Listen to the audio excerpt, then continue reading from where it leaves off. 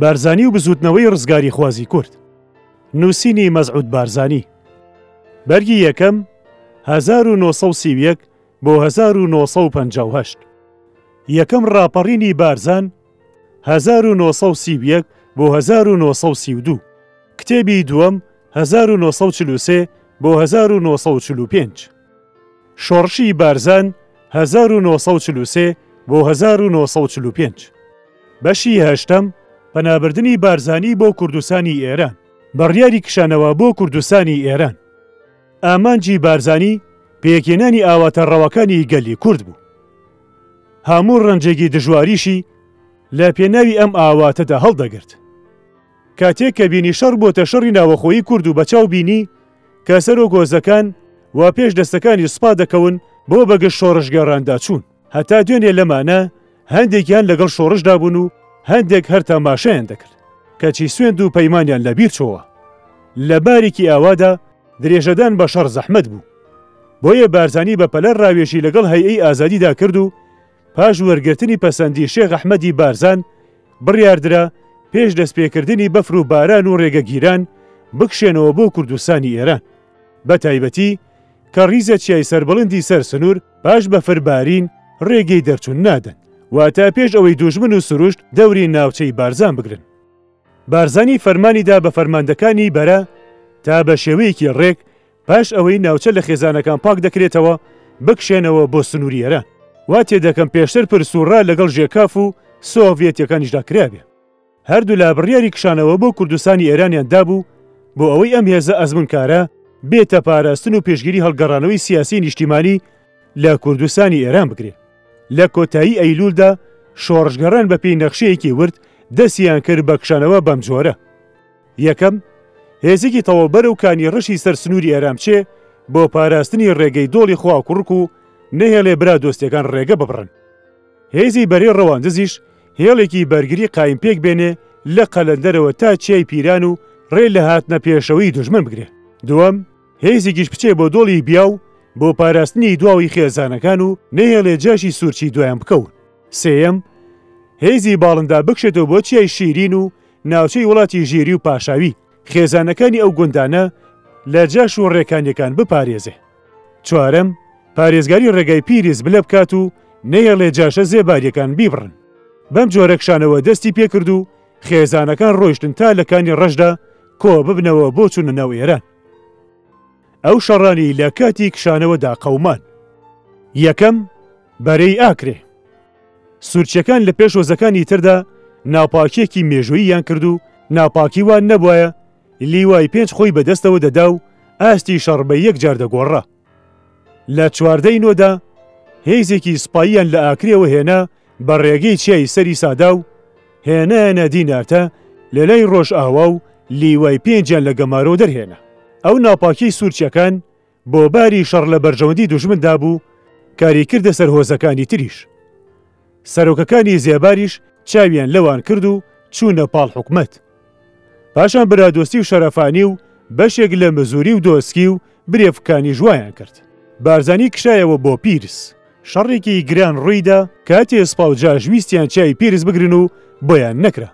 لە شۆڕژگێڕان محەممەد عەبدوڵا گەوەرشانە دەری و عەلی بازی بە ڕۆژی شەهید بوون و تایمەز ئارەب سێلکی و ساڵح کانیە لەنجی و شینۆ محەممەد ژاژۆکی و مەلا شەوالی کۆرکەی بریندار بوون. لە سینۆ بارزانی چای پیرسی بەجێهێش بەرەو بیرەکەپرە. لە ڕێگەدا تووشی پەلامارێکی توندی جاشەکانی سوورچی و زراری بۆوە لە دوولاوە. لە شەڕێکی گراندا جاش بەزین. لە شۆڕژگێڕان خالید زوبێر بارزانی و مەلا شێخۆشانە دەری شەهید بوون. بارزانی لەگەڵ هێزەکانیدا لە دوویدا گەیشتە گوندی بارزان. خێزانەکانی ناوچەی بەڕۆژ و نەزار لە چیای شیرین پەڕینەوە بەرەوکانی ڕەش کە ماڵبەندی کۆبوونەوەیان بوو. دووەم بەرەی ڕەواندز. لە 26 نۆ دوژمن هێرشێکی بەربڵاوی کردە سەر چیای برادۆست و قەلەندەر بە یارمەتی جاشەکانی برادۆستی کە پێش سپا کەوتبوون بۆ چیای قەلەندەر و شۆڕژگێڕەکانیان ناکاوگیر کرد. پاشەڕێکی گەرم سپا زۆر خراپ شکا. لە هەمان کاتیشدا شۆڕژگێڕان پەلامارێکی تۆدیان کردە سەر چیای قەلەندەر و لە دەست برادۆستیەکانیان هێنایە دەر و دەرسێکی باشیان دادان. بەدەیان کەلاکیان لەسەر چیای قەلەندەر بەجێهێشت و ڕایان کرد تا مۆڵگەی دیانە خۆیان نەگرتەوە. شۆڕژگەران دوو شەهیدیان هەبوو. حەسەن محەممەد ئەمی بێرسیاوی یەکێک بوو لەسەر کردە ئازا و لێهاتوەکان لەگەڵ مەرعان شێخ و شێخانەییدا. حەجی بێڕۆخی و ئەحمەد مستەفاکانیە لنجی و حەسەن شەینا بریندار بوون. سێیەم دۆڵی بیاو دەستێک لە جاشە سوورچیەکان ویستیان پێش کشانەوەی خۆیان گوندەکان تاڵام بکەن. بەڵام ئەو هێزەی نێردرا بۆ ئەوێ پێشی گرتن و شەڕێک ڕوویدا سەرۆکی جاشان شۆڕژ مستەفای تێدا کوژرا و لە شۆڕژگێڕان سلێمان فەقێ دۆریشکی گەورەی هێزەکە و ئارەب قەتران و مەحەممەد سێلکی شەهید بوون. بەڵام لەبەری باڵندەدا شەڕ نەقەومە لەبەر ئەوەی دوژمن تا کشانەوەی هێزەکەی ئێمە نەویست لە ڕووباری زاب بپەڕێتەوە. خێزانەکان بەڕێوە بوون بەرەو کانی ڕەش و باڵەفرە داخی دڵی ڕەشی فەرمانڕەوەکانی بەغدا و ئینگلیزی ئاخاکانیان بەسەردا دەباراندن. ژمارەیەک ئافرەتی سەکپڕ و منداڵ لە ڕێگەدا گیانیان لە دەستدا، هەندێک بە بردومان و هەندێک لە برسان و لە سەرمان. خێزان گەیشتنە کوردستانی ئێران. حکوومەتیش تەواوبوونی بزاوتی سوپایی ڕاگەاند. فەرماندەی بزاوت سەر و گۆزەکانی بان کرد و پێی ڕاگەیاندن کە دەبێت لە ماوەی 48 سەعاتدا چەکەکانیان بدەنەوە بە حکوومەت. خاڵی پشکنینی لەسەر ڕێی جاشەکان دانا تا هەرکەس تاقە فیشەکێکی لەلادا بدۆزرێتەوە بیگرن. هەمووشیان لەگەڵ نەمانی بزاودا قەودران. ئەوانەی ناپاکیان لە میلەتی خۆیان کردبوو بەم جۆرە لەلایەن فەرماندەی حکوومەتەوە پاداش درانەوە. هەرچەندە زۆریش مەراییان دەکرد و گوندە چۆڵەکانی ناوچەی بارزانیان دەسووتاند تا دڵسۆزی خۆیان بۆ حکوومەت بسلمێنن. گەیشتن بە کوردستانی ئێران کاتێ بارزانیەکان لە 1945 لە ڕێگەی کێلەشین مەرگەوەڕ داڵامپەڕەوە چوونە کوردستانی ئێران. باڵەفڕەی عێراق تا دواپەنتی سنوور بە دوای ماڵ و خێزانەکانەوە بوو. ئەم کشانەوەی زۆر بەوردی و بەڕێک و پێکی جێبەجێکرا بە جۆرێک کە نەیەک خێزان بەجێما و نەیەک کەس کەوتە دەستی دوژمن. شێخ ئەحمەدی بارزان خۆی لەگەڵ خێزانەکاندا دەڕۆیشت و هاوبەشی ماندوێتی و ڕەنجیان بوو. شۆڕژگەڕەکان بە دوای خێزانەکانەوە بوون لەگەڵ گەیشتنیان بۆ کوردستانی ئێران زۆر بە گەرمی پێشوازی کران و براکوردەکانی ئێران کەوتنە یارمەتیدانیان و بەسەر 49 گوندا دابەشیان کردن کە ماڵ و خواردنیان لەگەڵ بەشکردن. بارزانی چوو بۆ گوندی نێرگێ کە فەرماندەی سوپای سۆڤێتی ئەو ناوچەی لێبوو لەگەڵیدا ڕێکەوت خێزانەکان بەسەر گوندەکانی ئەو ناوچەیەدا بێنە دابەشکردن. مەرگەڤەڕ، تەرگەڤەڕ، شنۆ، نەغەدە، مەهابەت. داواشی لێکرد لێژنەیەکی پزیشکی بنێرێ بۆ دەرمانکردنی نەخۆش و بریندارەکان. لەسەر ئەوە لێژنەیەکی پزیشکی هات.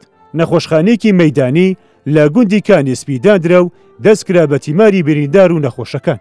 یەک لە بریندارەکان محەممەد سدیق بوو. ئەو خێزانانش بەسەر ناوچەکاندا دابەش کران. شێخ ئەحمەد لە مەهاباد دانیشت. بارزانی خۆی و بابووی برای و ئیبراهیمی برازای لە شنۆ. شێخ سلێمان لەگەڵ خێزانی محەممەد سدیقدا لە نەغەدە و محەممەد خالید لە گوندی کۆکێ و ئەسعەد خۆشەوی لە ناوچەی تەرگەوەر. دوایەوەی خێزانەکان دامەزران هێزەکانیش کران بە فەوج و چەکی تازەیان بەسەردا دابەش کرا. لە بەهاری 1946دا فەرماندەی فەوجیان بۆ دانان لەو ئەفسەرە تێکۆشەرانی لە عێراقەوە لەگەڵ بارزانی داهاتبوون. ئەوانش بریتی بوون لە عیزەت عەبدولعەزیز، سەید عەزیز سەید عەبدوڵڵا، مستەفا خۆشناو، میر حاج ئەحمەد، محەممەد مەحموود قودسی، عەبدوڕەحمان موفتی و نایب زابط شەوکەت ئەفەندی. لە ئێرانیش ئەمانە هاتنە ناویان. بەکر عەبدولکەریم، خەیرۇڵڵا عەبدولکەریم، نووری ئەحمەد تەها، محەممەد ساڵح و نایب زابط ئەحمەد ئەفەندی کۆیی. لە هۆزەکانیش وەهاب محەممەد عەلیغای جوندیان و سلێمان بەکی دەرگەڵا وێڕای خزمەکانیان. وەکو دەزانین بارزانیەکان بوون بە هێزی سەرەکی کۆماری مەهاباد و زۆریان فیداکاری بۆ کرد.